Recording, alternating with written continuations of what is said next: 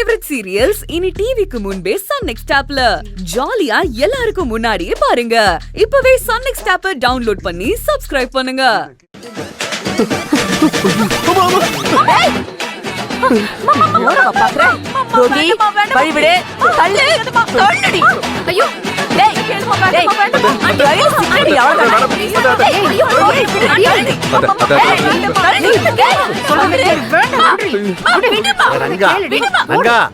என்ன இதெல்லாம்? முதல்ல அதை கீழே போடு. என்ன பண்ணிருக்கான்னு தெரியல. நான் சொல்றேன்ல, கீழே போடு போடு.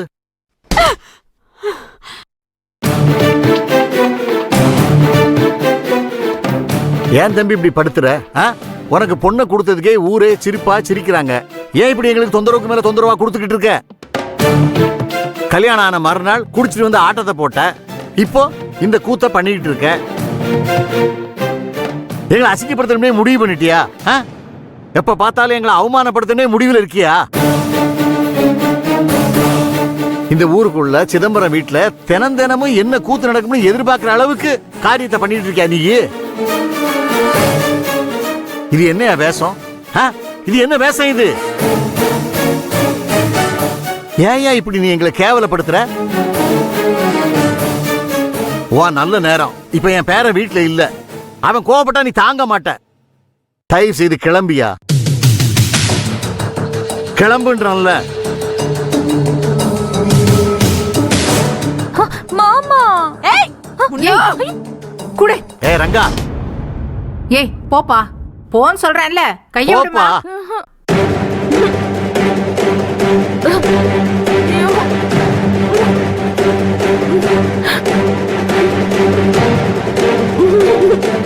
ஏய் போவல போடி உள்ள.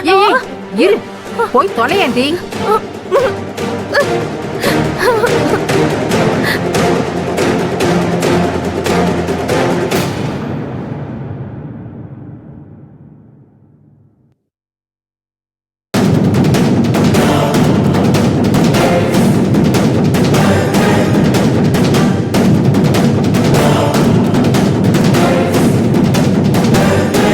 ஏய் பாவண்டி அருண், மனசொடிஞ்சு போறான். நீ போய் ஆறுதலா 2 வார்த்தை பேசி அனுப்பிச்சிட்டு வாயே. அவனை இன்னும் 2 எக்ஸ்ட்ரா திட்டு வேணா திட்டிட்டு வரேன். ஆறுதல் ஒன்னும் சொல்ல மாட்டேன். ஏய்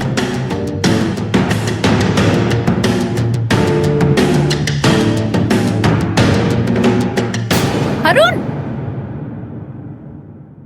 அருண் நில்லன்னு சொல்றேன்ல.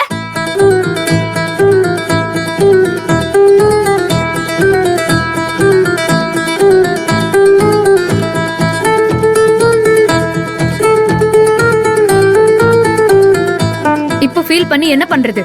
எல்லாமே ஆரம்பத்திலே படிச்சு சொன்னேன். நீ கேட்டியா? நீ பண்ண விஷயம் எங்க கொண்டு வந்து நிறுத்திருக்கு பாரு. இப்படி தெருவுல கொண்டு வந்து நிறுத்திருக்கு. தேவையா உனக்கு? ஏண்டா பேசிட்டே இருக்க?